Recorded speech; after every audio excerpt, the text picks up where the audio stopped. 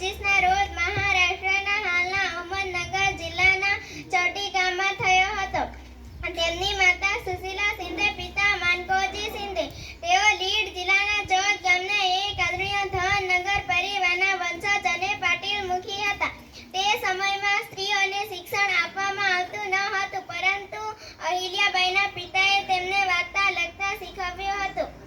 તે તેણીના મરાઠા સામ્રાજ્ય મહારાણી અને સુબેદાર મલ્હારરાવ હોલકરના પુત્ર ખંડેરાવના પત્ની હતા. તેમના પુત્રનું નામ માલેરાવ હોલકર અને પુત્રીનું નામ મુક્તબાઈ. મરાઠા પેશવા બાજીરાવ પ્રથમની સેવામાં કમાન્ડર અને માલવા પ્રદેશના સ્વામી મલ્હારરાવ હોલકર પુણે જતા સમયે ચરડીમાં રોકાયા હતા અને દંતકથા મુજબ ગામના મંદિરની સેવામાં 8 વર્ષની અહિલ્યાબાઈને જોઈ હતી. બાળ અહિલ્યાબાઈના ધાર્મિકતા અને તેના ચારિત્રને ઓળખીને 1735માં તેમના પુત્ર ખંડેરાવ સાથે અહિલ્યાબાઈના લગ્ન કરાવ્યા. ઈસવીસન 1754માં કુમ્હેરની ઘેરાબંધી દરમિયાન તેમના પતિનું અવસાન થયું હતું. પતિ ખંડેરાવના અવસાન બાદ તેમણે જીવનની તમામ ઈચ્છાઓ છોડી દીધી હતી.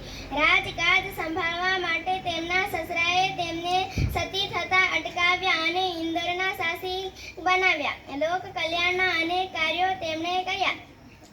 શાસનના ઇન્દોરના ઇતિહાસમાં તેમણે સુવર્ણ યુગ તરીકે ઓળખવામાં આવે છે. 13મી ઓગસ્ટ 1795ના રોજ 70 વર્ષની વયે તેમનું અવસાન થયું. જય હિન્દ, જય ભારત.